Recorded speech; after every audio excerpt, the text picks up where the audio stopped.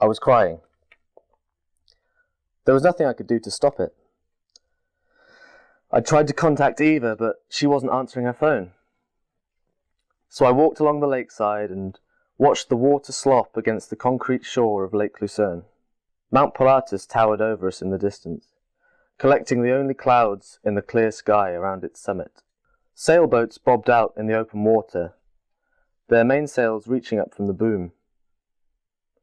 From a distance, they looked like fins of giant sharks lurking below the surface. There were other boats too, some tied in at the lakeside, and one rowing boat, Julia, letters fading from the wet wood. She was rotten through to the hull. I found a pub on the waterfront, just along from the rowing boats. The sign was green and white and read the Shamrock. I walked in and heads turned to inspect me. 4-leaf clovers plastered the brown walls, muscling for attention over the white, green and orange flags. You could travel the world over and still wind up in an Irish bar. The locals stared. I was the tourist, eyes glazed with tears.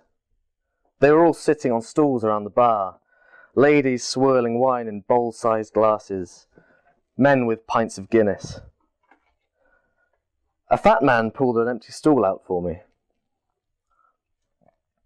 I threw my rucksack down and took a seat next to him. His shirt sleeves were rolled up, revealing forearms that were splattered with mud. "I'm Christoph," he said, stretching out a large, worn hand. As he spoke, I watched his chin move.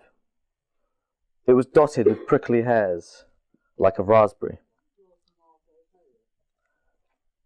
"I'm Billy," I said, shaking his hand. He had the sort of handshake that made everything seem fine. Christoph nodded to the barman, and a pint of Guinness appeared. "So what brings you to Lucerne, Billy?" A half-crescent of froth lined his top lip. The foam gushed to the bottom of my pint and settled, turning black. I glugged down half of it and placed the glass back down on the bar. "My girlfriend," I said. "I came here to meet her, to travel for the month." I drained the remainder of my drink. "And she is coming?" Christoph said, swiping the cream from his upper lip. "She doesn't want to see me." I could feel the foam bubbling up at the back of my throat. "So you don't travel?" "She changed her mind," I said. "I'll go back to England tomorrow." The barman placed a full pint at my fingertips. "But you can go alone, no?" Christoph patted me hard on the back with his big hand. "Well, it's a bad start getting dumped on day one." Christoph said, "It can only be better," laughing from his belly. His gut was pregnant, swollen into a perfect globe. I could imagine peeling up his shirt and finding it decorated with a map of the world. "Why go home now?" he said. I spent the evening at the pub with Christoph and his wife, Diana. They told me about their farm high up on the hillside on the way out to Pilatus, and about how all their children left Lucerne and their cows and sheep. We played darts and Christoph spoke about his passion for Guinness. "I could have it with my breakfast cereal," he said, "if she would let me." He nudged his wife, Diana. She was markedly slim in comparison to her husband, but didn't seem to mind his figure. Long blonde hair fell over her shoulder, fading grey, but she was still young in the face. In her day, she was probably the most beautiful girl in the town. The bell rang for last orders. "Come and stay," Christoph said, placing his hand on my arm. "Help me on the farm tomorrow. Stay as long as you like and share our bread.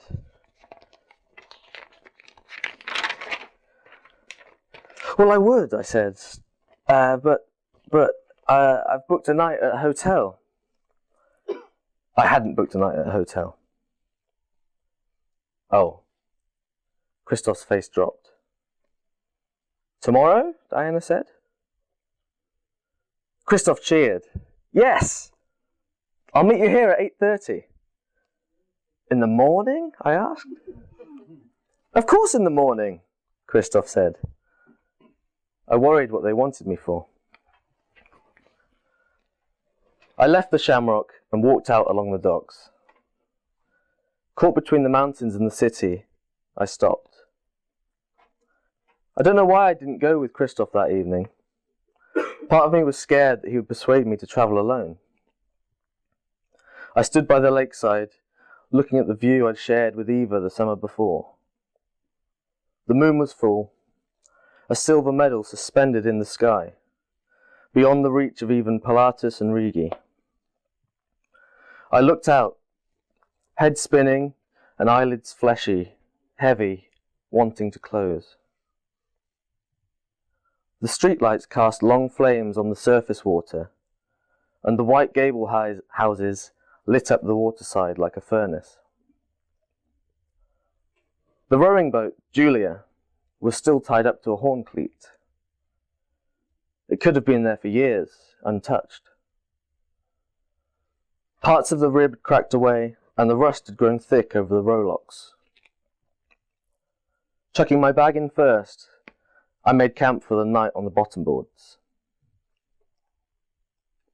Silhouetted against the evening glow of the city, the high-rise buildings hung in the night air like rectangular planets. I laid down on my back. I could hear fish making knife breaks in the cool water, in lullaby. If Eva had been there, she would have pressed her icy fingertips into my armpit for warmth. I wasn't cold. The sun had only been down a few hours. Beyond the bare mast of the boat, the distant peak of Mount Pilatus kissed the stars in the blackness. She was responsible for picking out plastic, metal and paper, and separating it all. Saving the world. Recycling one tin can produces enough energy to listen to a whole album, she said, when we were out on the shore of Lake Lucerne one evening last summer. Just think of how many tin cans one person uses a year. If everyone recycled all their tin cans, think how much we'd reduce the carbon footprint. Eva believed the solution to all the world's problems could be found in tin cans and compost heaps. I wanted to spend the summer talking about how much our sex has improved, or tell her the story about how my teacher that dropped dead at the photocopier. But it never happened. It was all electric bicycles and offshore wind farms. Reduce, reuse, recycle. I know how to significantly reduce the carbon footprint, I said, stretching an arm around her square shoulders, leaning in until my nose pressed against her earlobe. Carbon tiptoe. She pushed me off. You're an idiot, Billy. Despite that, Eva had wanted to explore Europe with me. We planned to leave from Lucerne in June and travel down through Italy and the Amalfi Coast, across to Croatia and sail along the Dalmatian. But when the carriage doors opened, there was no Eva. I sent an email, she said on the phone. What email? I said, outside the train station in Lucerne, bagged down with my new rucksack, pots and pans jangling from my back. I looked like a one-man band.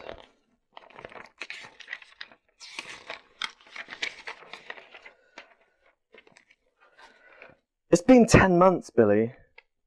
I feel like I've been in a relationship with my iPhone. We knew the distance would be difficult. A conveyor belt rumbled.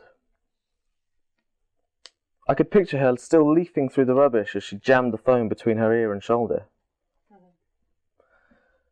And you didn't think to mention it? I said. Maybe before I bought a month-long train ticket. She didn't say anything. And you've bought your ticket too, I said. Haven't you?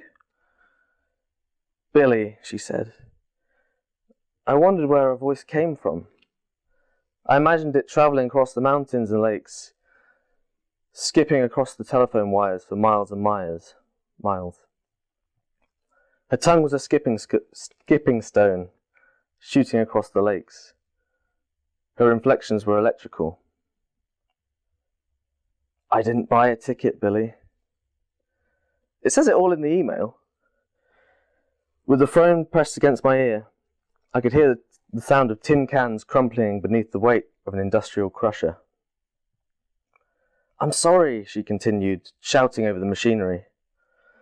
Check your inbox. Maybe the email was accidentally directed to your spam? Tin cans crushed and baled. Well, can I stay the night, seeing as I'm here? But before I could get a response, she'd already hung up. I woke up in the rowing boat with wet feet.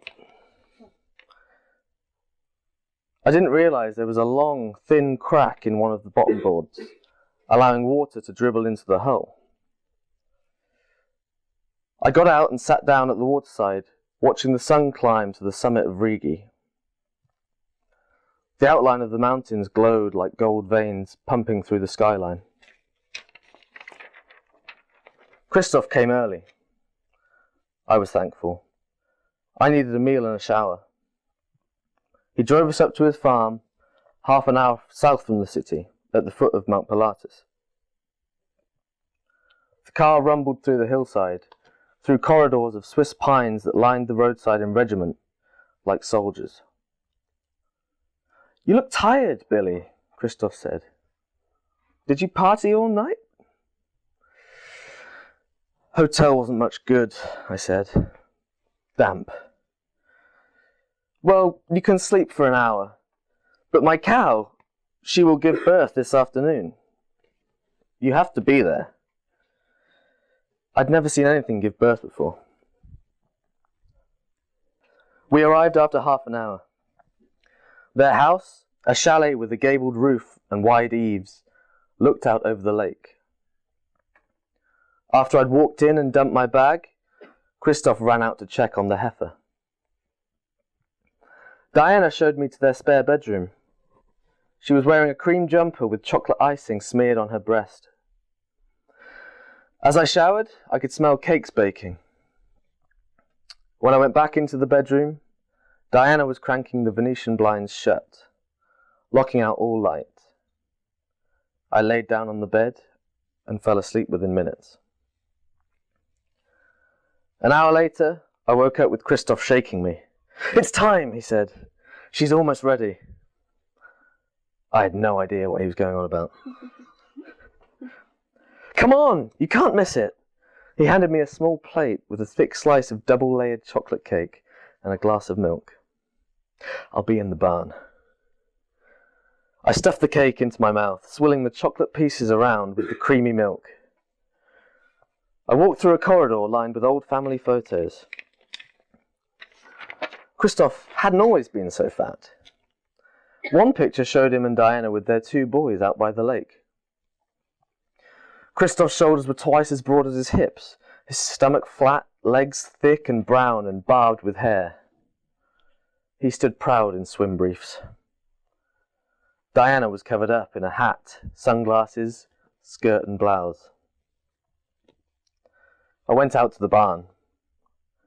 The cow was sectioned off in a pen, standing up, but covered in mud and dust and straw. 2 hooves were emerging from her vagina, and a thick string of mucus dangled from her vulva. I'd never seen a cow's vagina. I wouldn't recommend it either, actually. It bagged up, crinkled, ready to shit out a new life. It was one of the most hideous things I'd ever seen. Isn't it beautiful? Christoph said.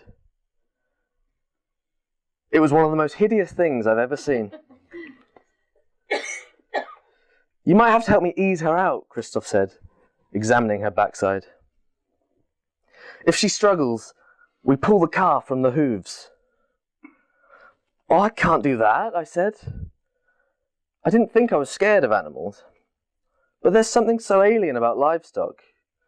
You only ever see them on TV or in children's books or in your dinner. Sure you can, he said, slapping his big palm between my shoulder blades.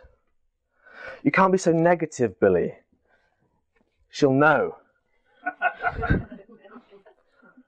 The cow mooed. So what do we do now? Well, we wait for her. She won't be long. Christoph moved to the corner of the barn.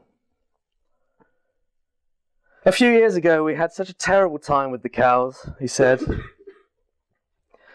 Everything was normal. The calves were coming so strong. We were doing so well. I was even going to build a second barn. But one day they just started disappearing. One here, one there. We didn't know what was going on.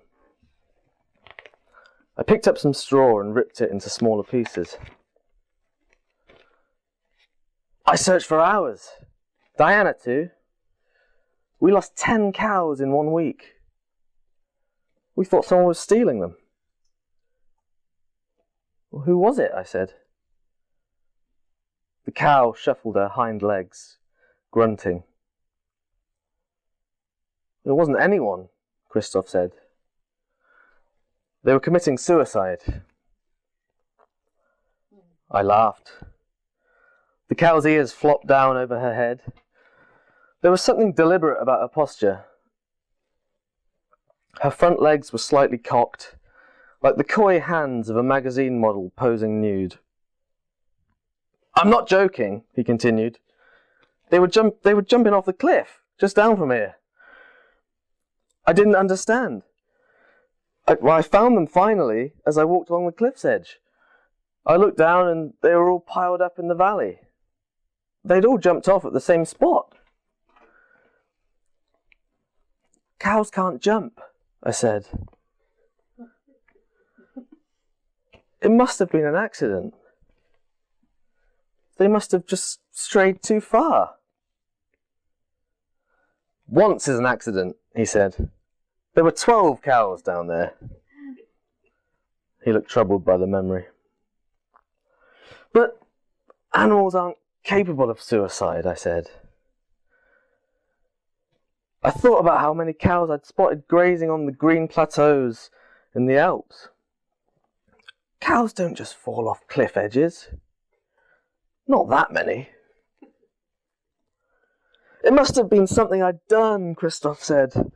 They felt like slaves or prisoners or something, having me lock them up in a cowshed.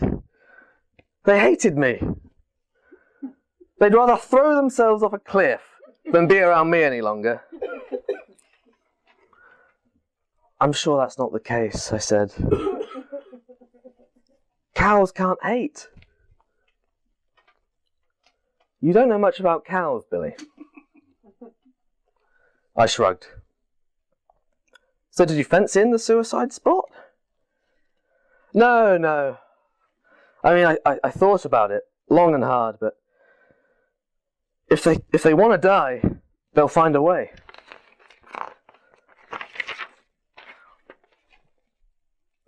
I couldn't think of any other way a cow could kill itself.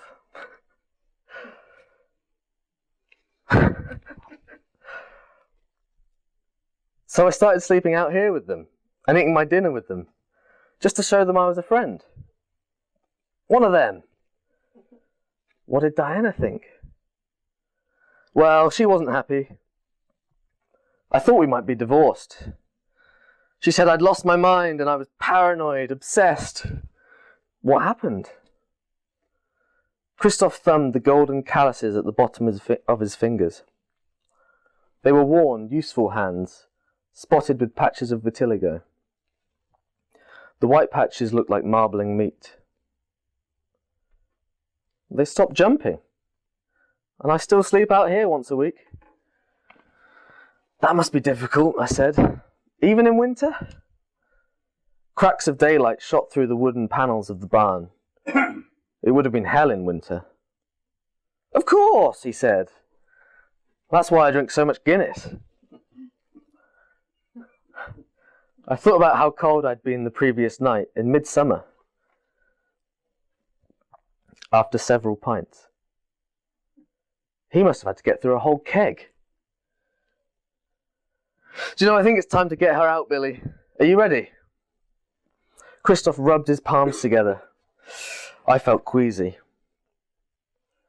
The silage had a smell that reached down my throat and hooked at my stomach. What do I have to do? Christoph attached a set of calving chains to the protruding hooves, making a loop around the fetlock and another just below the knee. Just pull when I say. It's really easy. We pull out and down when she's straining and try to ease her out when she isn't. Right. I still had no idea what to do.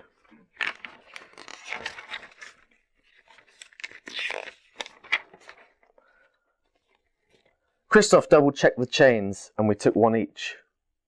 The heifer groaned. It resonated around the barn. The whole city must have heard. We tugged at the chains. More! Christoph urged. I braced my knees and squatted, putting all my weight through the chain. I imagined the calf curled up in the fetal position, rolled into a ball with its head jutting out, hooves tucked beneath its chin, preparing to emerge into the mountain air. It wouldn't budge. It was a tug of war. Two men losing against an unborn calf.